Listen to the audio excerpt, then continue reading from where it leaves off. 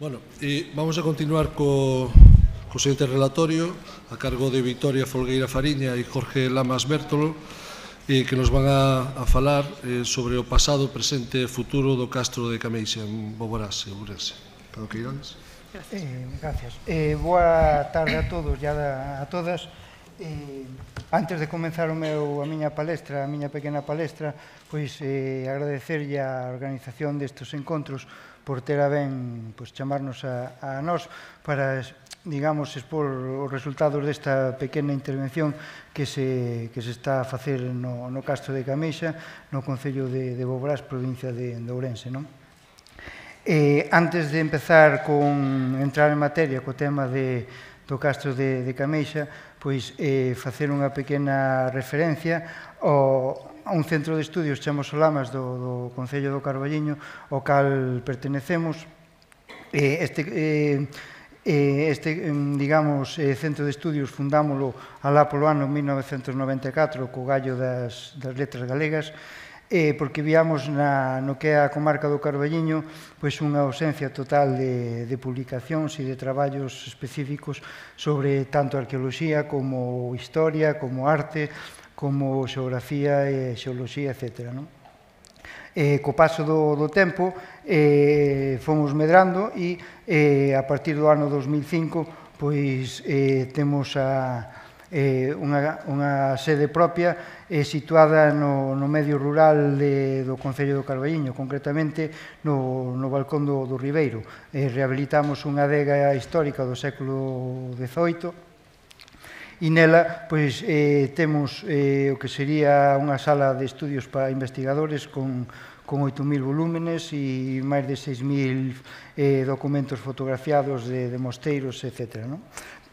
Tamén organizamos congresos, aínda que cada 2 anos e de moita menor entidade como que estamos agora aquí a celebrar, pero, bueno, decidimos facelo no rural pola sencilla razón de que son os propios veciños os que queren ter este tipo de iniciativas tamén, máis que nada encamiñadas para eles e que son os gardáns realmente do patrimonio. A partir desto, por que falamos do Centro de Estudios Chamoso Lamas do Carballiño? Porque o Concello de Boborás se puxo en contacto con nós porque quería empezar a saber que patrimonio tiña nos seus lindes e a partir de saber que patrimonio tiñan eles, pois empezar a pôr en valor e a señalizar, sobre todo, e polo coñecemento dos veciños para protexelo. É dicir, se non o coñecemos nin o valoramos, moi dificilmente vamos a protexer. Entonces, unha vez que lle fixemos o estudio de todos os xacementos e patrimonio cultural que tiñan dentro dese concello, pois decidimos, entre todas as partes, empezar a pôr en valor o Castro de Cameixa. Castro de Cameixa, digamos, é un castro conocido na bibliografía tradicional como un castro que se escavou na década dos 40 por Xaquín Lourenzo e Cuevillas, sobre todo Xaquín Lourenzo, porque daquela Florentino Cuevillas xa estaba moi tocado da súa saúde e non puido participar. Digamos que a partir desa encomenda que tiñamos por parte do Concello se puxo en contacto co propietario da finca, porque o Castro de Cameixa, igual que moitos castros de Galicia, está situado con multitude de parcelas. E este castro non iba a ser menos. Unha vez que se localizou a familia de don Tomás Vila, que foi un dos artífices, digamos, tamén desta posta en valor no seu día das excavacións do Castro de Cameixa, pois os herdeiros mostraron a súa total disposición para ceder a parcela e actuar nela según nos conviña. Entón, a partir desa modo de actuar no Castro de Cameixa, pois se nos abrían dúas portas. Por un lado, ou facer un Cameixa 2.0 e coller nunha parcela ou dentro desa mesma parcela un punto onde non se redescavou nin se escavara nos anos 40 e a partir de cero nas investigacións, aínda que tiñamos referencias anteriores, ou, por outro lado, redescavar ou polo menos unha parte do que se había feito neste caso Xaquín Lourenzo. A primeira opción é moito máis atractiva para os que somos arqueólogos e que levamos nesto xa bastante tempo, porque che permite indagar, elaborar, profundizar no estudio, etc.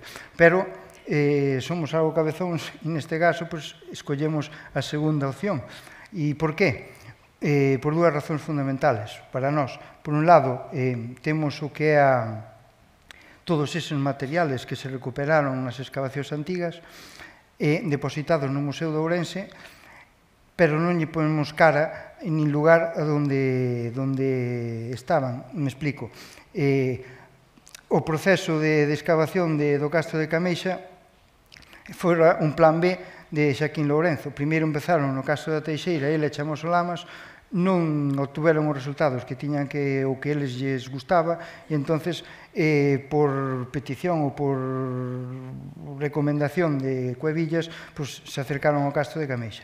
No Castro de Cameixa empezaron a excavar na parte máis alta da croa, a carón dun cruceiro, e apareceu a roca moi rápido, entonces tampouco tiñan estruturas. E de aí falaron entón, ou aparece a figura de Tomás Vila. Tomás Vila, xuíz de paz do Concello da parroquia de Cameixa, na que a súa muller tiña unha propiedade nun ángulo sureste do castro. Entonces, por, digamos, referencias que tiñan dos seus antergos, era unha boa terra con bastante profundidade. Entonces, foi cando se acercaron a esa parcela e, efectivamente, comenzaron as excavacións, non? Entonces, por un lado, esos materiales que excavaron e que se recuperaron, pero, ao mesmo tempo, o don Tomás Vila, unha vez que se abandonou as investigacións, o que fixo foi sepultar, tapar todos os restos estruturais exhumados. Entón, claro, tiñas todos esos materiales no Museo Arqueolóxico de Ourense e te acercabas ao Castro de Cameixa e era un castro normal e corriente. É dicir, e onde están as excavacións, onde están todas esas estruturas, todos eses, digamos, paramentos da muralla, etc., onde están? Non estaban porque estaba todo tapado. E, por outro lado, decidimos esta opción por un recoñecemento precisamente a todos estes pioneiros da arqueoloxía que en tempos moi complicados foron capaces de levar a cabo as súas investigacións. Lembrámonos eso, mediados dos anos 40, 45 e 46, social e políticamente o que tiñamos. Entonces, para que esas excavacións e esos resultados non quedasen no esquecemento ou nunha publicación, efectivamente, que sacou a luz a Xunta de Galicia en 1986 co gallo do falecemento de Xaquín Lourenzo, para que eso non quedase no esquecemento decidimos apostar por facer 2, 3 campañas pequenas para levar a cabo e sumar estes restos. Así, por un lado, que temos o pasado de Cameixa. Como vedes, e resumindo moito, foi un dos castros que xa nesa década se empezaron a excavar con certa metodoloxía científica e temos que le registraron 5 niveis, sendo o 5 máis superior e o 1 o máis inferior. O 5 a terra que sepultaba as estruturas, o 4 e o 3 as estruturas e o 2 e o 1 por debaixo xa máis do que do nivel de muralla e que asentaba directamente sobre rocha natural. Fomos recuperando tanto desa publicación publicada da Xunta de Galicia como de material que está depositado no Museo Arqueolóxico de Ourense e nos atopamos cunha pequena croquis, planimetría do que eles excavaron. Eles excavaron en torno a uns 400 metros cuadrados no ángulo sureste do castro, foron pegados á muralla e descubriron 2 construcións, unha circular con unha serie de muros superpostos e outra máis pequeniña circular. A partir de aquí, fomos recopilando algunhas fotografías que eles tiñan, por un lado, no archivo de Chamoso e, por outro lado, no Museo de Ourense, e vemos eses resultados desas excavacións. Por un lado, a construción cuadrangular, a construción, por un lado, circular, cuadrangular superposta. Como vedes aí, rebaixaron máis do que sería recomendable en arqueoloxía, pois reventaron todo o que sería o nivel de uso das dúas construcións. De feito, e a xeito da anécdota, temos aquí, por debaixo dos dous lagares, pois incluso calzaron con un mango dunha piqueta para que non se lle fose a lousa do que é o lagar, non? A nivel estratigráfico, pois volvemos a ver aquí, en zonas puntuales do castro e pegados a parte da muralla, o que fixeron foi romper todos os niveles arqueolóxicos hasta chegar á rocha natural, sumando máis ou menos os estratos que hai, pois nos levan a unha profundidade de 3,40.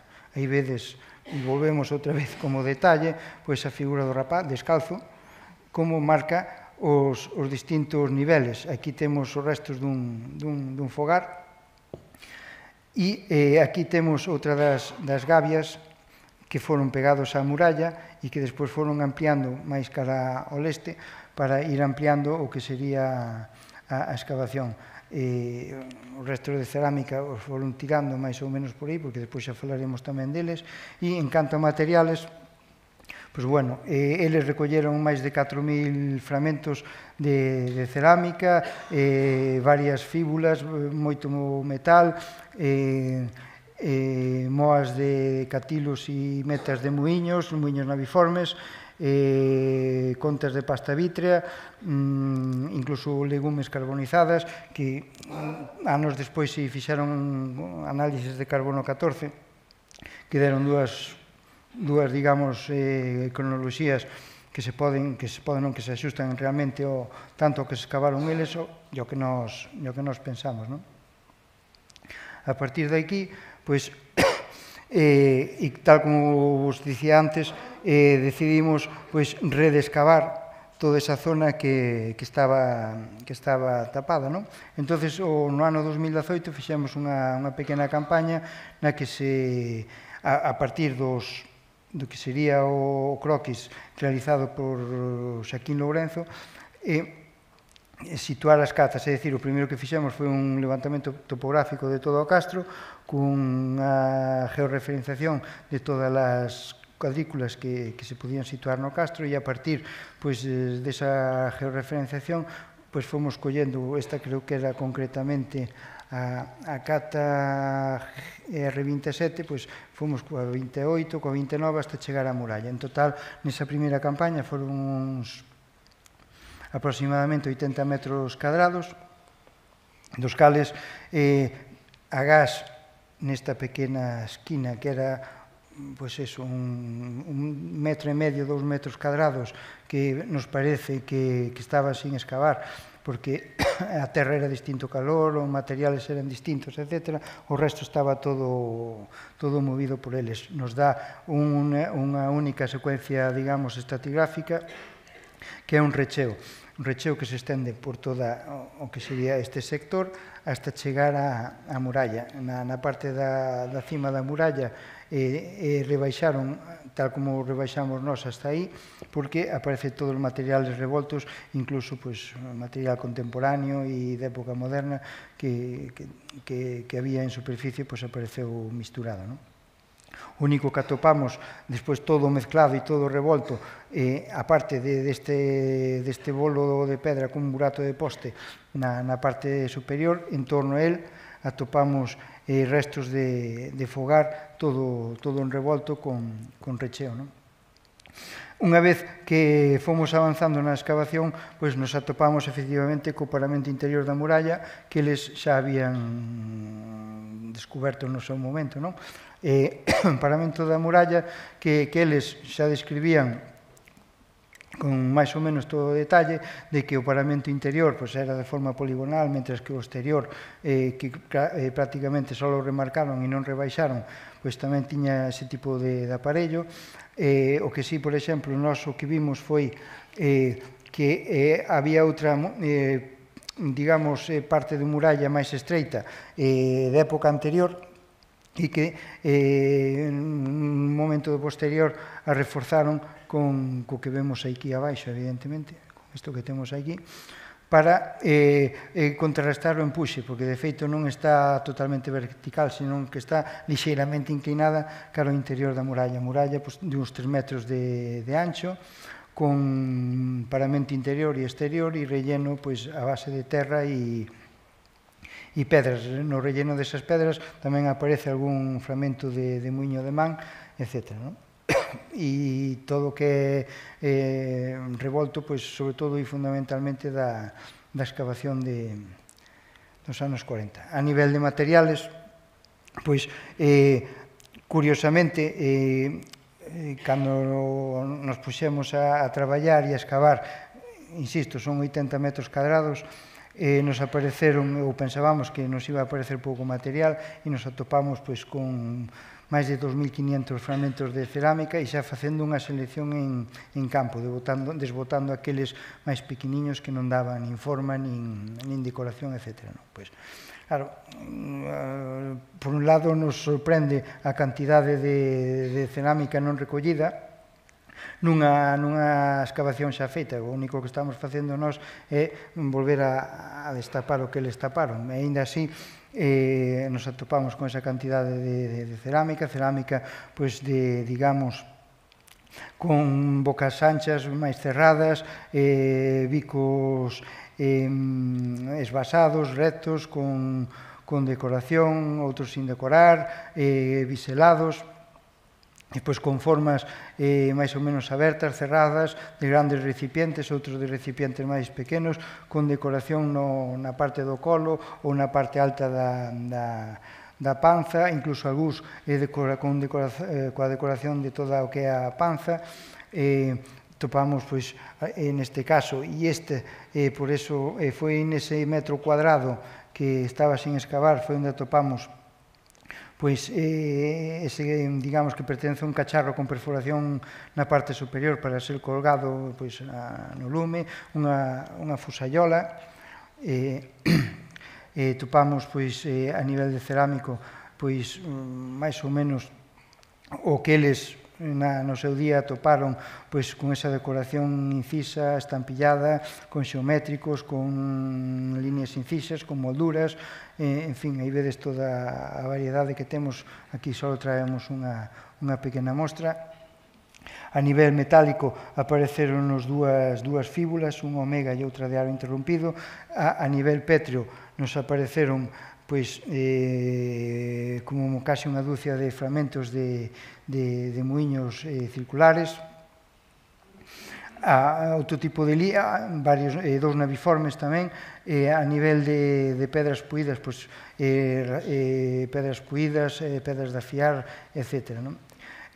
O cal estamos vendo que, efectivamente, eles, aínda que excavaron e o que realmente lles interesaba era a secuencia ocupacional do castro, só recolleron aqueles materiales que lles valía, efectivamente, para establecer unha cronotipoloxía do que sería o castro.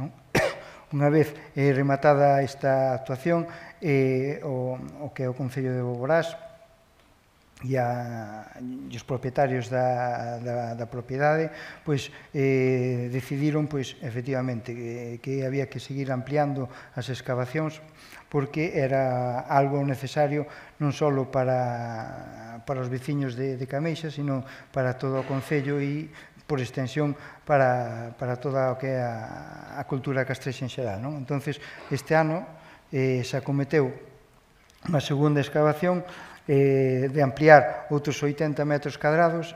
A excavación do 2018 a temos por aquí, e entón o que fixemos neste 2019 foi seguir ampliando a muralla en dirección norte, porque a partir dos dibuixos que tiñamos de xocas, pois nos daba a posibilidade de localizar polo menos unha das construcións circulares.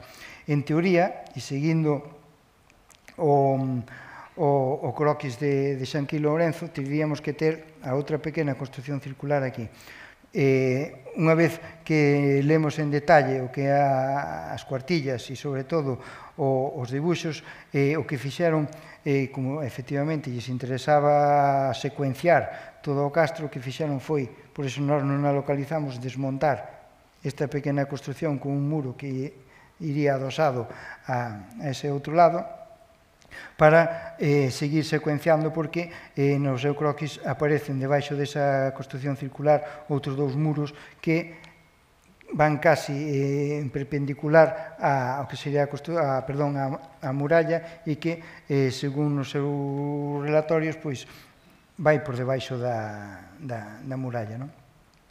Unha vez que seguimos avanzando na excavación, nos atopamos, efectivamente, nos cuidábamos que era a pequena, pero nos atopamos que en realidade era a construción circular de 4 metros de diámetro, coa cuadrangular superposta. Eles, nas súas cuartillas, pois falaban de que había unha división interna dentro da circular, separando a cociña do que sería o resto da habitación, cando en realidade, pois, unha vez que realmente excavas, ves que este está cortado, aquí cortan, desmontan, de feito, a soleira onde se entraba, e esta pedra, desmontaron parte do outro lado da soleira para asentar o que sería o muro cuadrangular. O muro cuadrangular que non é que estea mal dibuixado aí, ni mal topografiado, é que ten unha esquina de 90 grados e a outra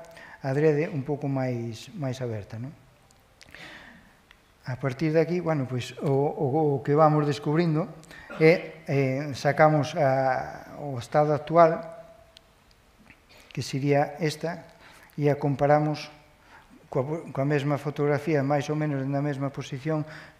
Nos, evidentemente, ao ver que aquí se rebaixaron este muro, o rebaixaron máis do que deixaron, digamos, no aire para que entendernos, e aquí reventaron todo o que é o pavimento da construción, non vimos necesario seguir baixando. Entón, o que fixemos, porque a idea do proxecto é sacar a luz esos restos e conservalos para o disfrute dos veciños e da sociedade en xeral. Entón, como xa tiñamos a información dos distintos niveles da época de Xocas, o único que fixemos foi descubrir o que é a casa circular, porque non nos dou máis tempo para seguir ampliando, para ampliar a cuadrangular. Temos a promesa, a ver se é verdade, do Concello de Bobrás para non seguir ampliando a excavación.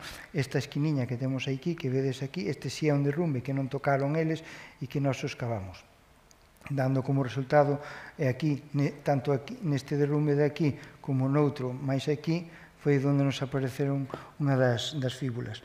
Isto, a nivel, digamos, xa máis de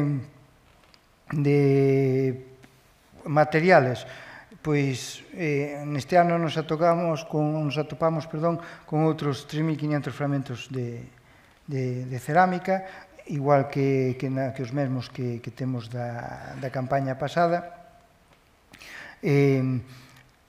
Tamén atopamos unha fíbula inteira e outros dous fragmentos de varias, topamos unha fosallola, topamos, en fin, distintas moas de muiño, etc. Aquí, que me olvidei, temos outro resto de outro muro anterior, tamén circular, sobre que montaron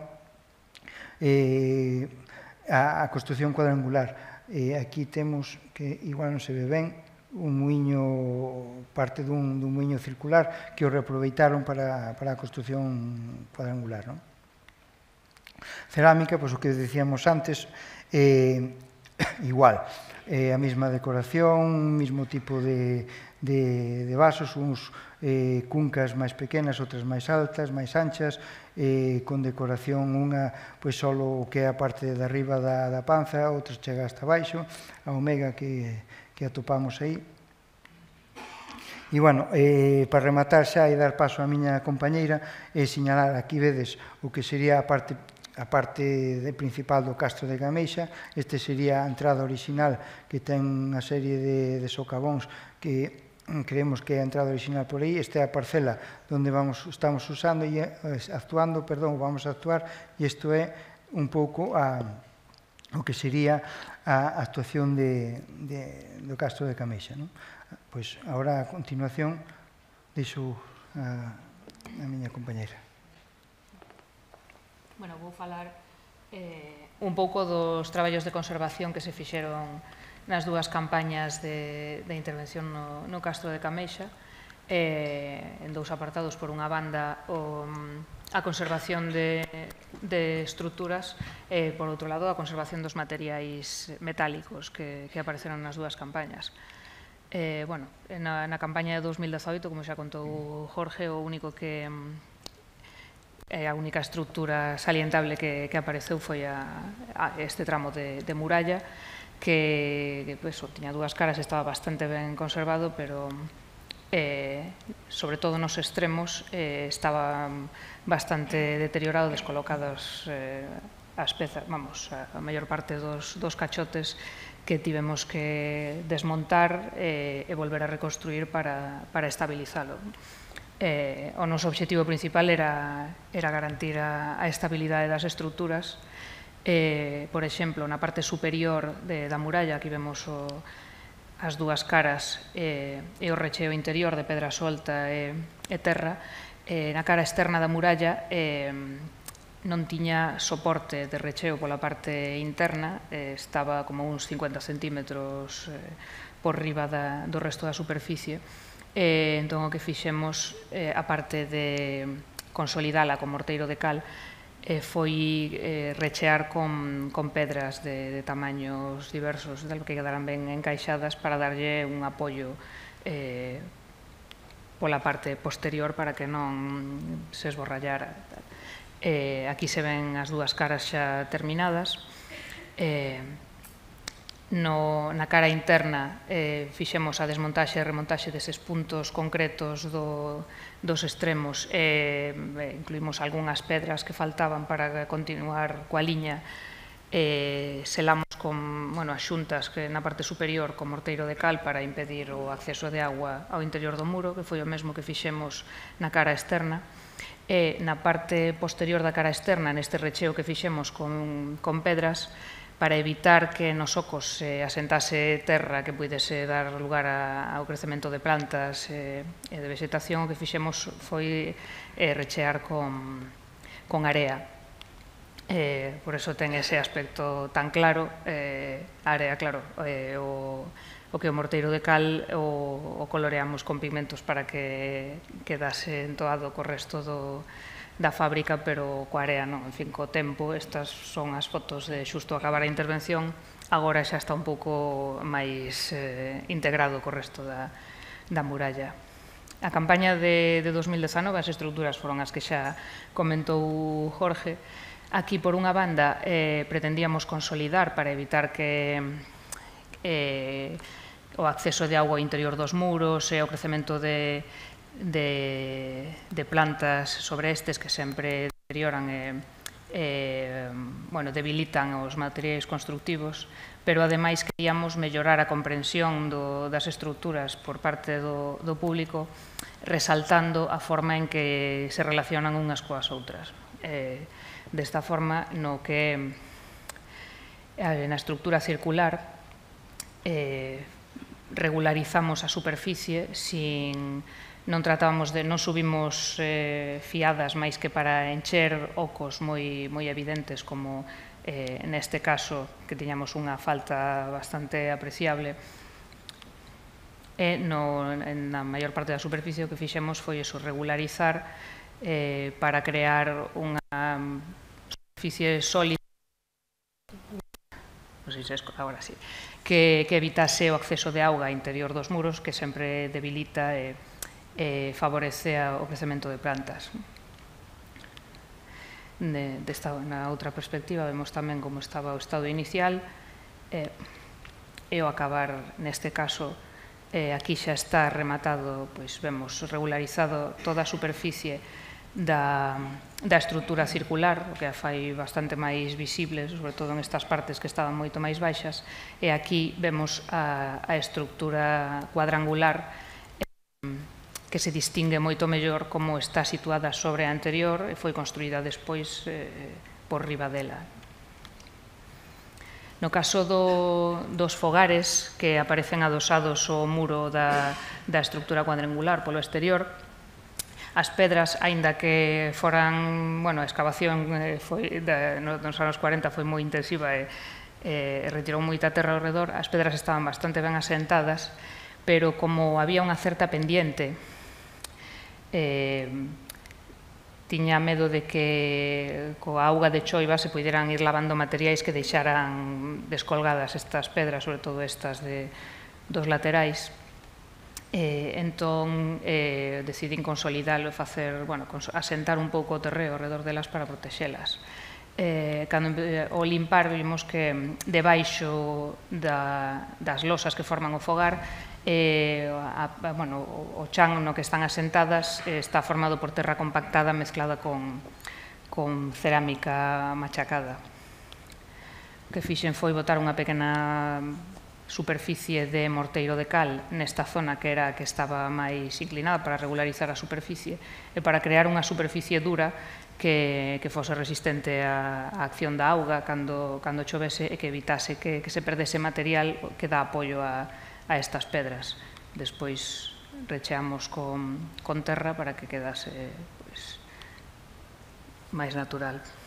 No caso da muralla, na campaña de 2019, o tramo que apareceu estaba máis deteriorado que o anterior, e como tampouco se baixou ata o mesmo nivel que se acadara na campaña anterior, no lado interior non había, non estaba levantada como para necesitar consolidación, pero na cara externa, que toda esta, pois fixemos unha consolidación lixeira tamén da parte superior para asentar estas pedras que estaban bastante soltas e protexer os materiais constructivos máis internos da acción da auga.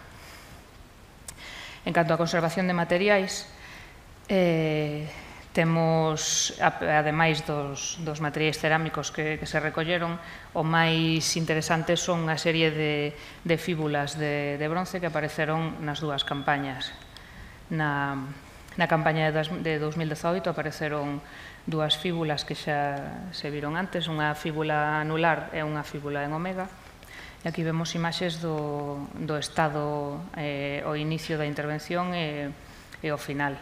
Se pode apreciar ben o que marca a diferencia dunha limpeza adecuada feita por un conservador profesional, porque cando a sacamos se pode distinguir que era unha fíbula anular, pero non sabíamos toda a decoración que tiña, que se ve un pouco mellor aquí con luz rasante, que está decorada con incisións feitas cunha ferramenta punzante que probablemente sería